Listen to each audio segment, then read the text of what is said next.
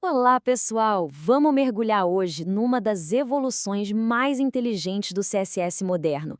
Já pensou se a gente pudesse criar layouts que, de certa forma, pensam?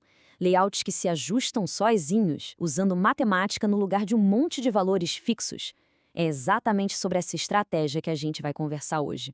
Olha, quem trabalha com desenvolvimento para web sabe bem como é essa dor, né? A gente cria um layout que está lindo numa tela, mas aí ele quebra inteirinho em outra.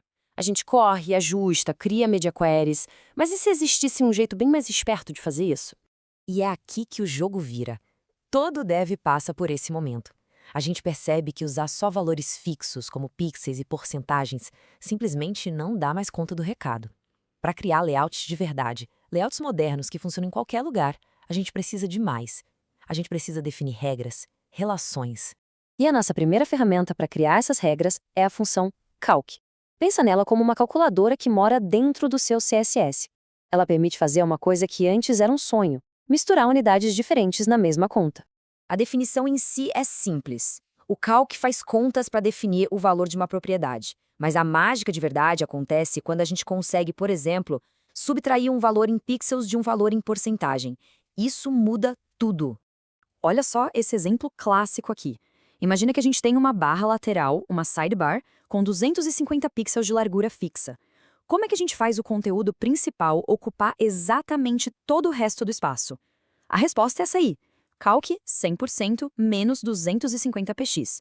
Simples, poderoso e super elegante. E qual o resultado? Um layout que flui perfeitamente. O navegador simplesmente refaz essa conta toda vez que a tela é redimensionada.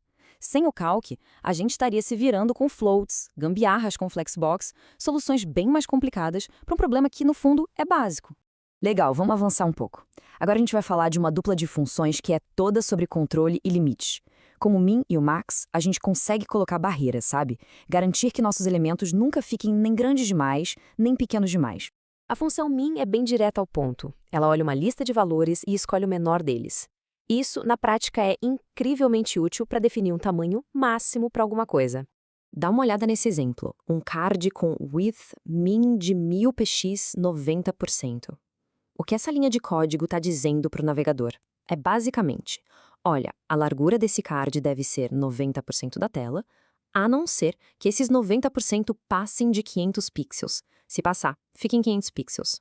Com isso, o card fica responsivo, mas ele tem um limite, um teto. Ele nunca vai ficar gigante em telas enormes. E o melhor de tudo, a gente resolveu isso com uma única linha, sem precisar escrever uma media query para isso. Sensacional, né? Agora, a função max, bom, ela faz exatamente o contrário. Ela olha a lista de valores e pega o maior. É perfeita para garantir um tamanho mínimo, um piso de segurança para os nossos elementos. Um caso de uso que eu adoro é para espaçamento.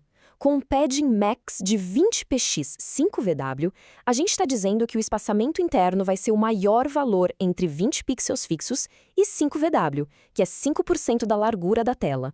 Isso garante um respiro mínimo de 20 pixels, o que é ótimo para a legibilidade. Mas em telas maiores, esse espaçamento cresce junto, de forma proporcional, criando um layout muito mais harmonioso. Isso é colocar inteligência direto no CSS. Ok, se o calc é a nossa calculadora e o min e o max são os nossos seguranças, a função clamp é tipo controle mestre. Ela pega os conceitos das outras e combina tudo numa única declaração super poderosa. A clamp funciona como uma prança, sabe? A gente define um piso, um teto e um valor ideal no meio, que geralmente é um valor flexível. A partir daí, o navegador se vira para sempre ficar dentro desses limites que a gente definiu. A estrutura dela é sempre essa. Primeiro vem o valor mínimo, depois o valor ideal, que é o que se adapta, e por último o valor máximo. É só gravar essa ordem: mínimo, ideal, máximo. Depois que isso entra na cabeça, a lógica fica super natural. O exemplo mais famoso e, sinceramente, mais útil é a tipografia fluida. Com essa única linha de código, font size clamp, de 1.5 rem, 5VW, 3 rem, a gente resolve um dos maiores pepinos do design responsivo. Então, o pulo do gato é esse. O tamanho da fonte vai tentar ter 5% da largura da tela, Mas ele nunca vai encolher para menos de 1.5 rem, garantindo a leitura em telas pequenas, e também nunca vai explodir para mais de 3 rem, mantendo a harmonia em telas gigantescas. E, de novo, tudo isso sem usar uma única Media Query. Agora que a gente já conhece as ferramentas, vamos ver como a combinação delas pode transformar completamente o nosso jeito de trabalhar. A gente para de só pintar a tela e passa a criar sistemas de verdade. Olha que beleza essa combinação! Um container que ocupa 95% da tela, mas nunca passa de 1.200 pixels. E dentro dele, uma caixa com um padding totalmente fluido, com seus próprios limites de mínimo e máximo. Isso é um layout que se autogerencia. Para fechar, fica aqui um resumão prático. Calc é para misturar unidades, Min para botar um teto, Max para garantir um piso e Clamp para ter aquele controle fluido entre o piso e o teto. E a regra de ouro é: pensa primeiro nessas funções antes de sair escrevendo Media Queries para ajustes simples. E essa é a grande virada de chave. Essas funções nos forçam a pensar em regras, em relações e não mais em números fixos.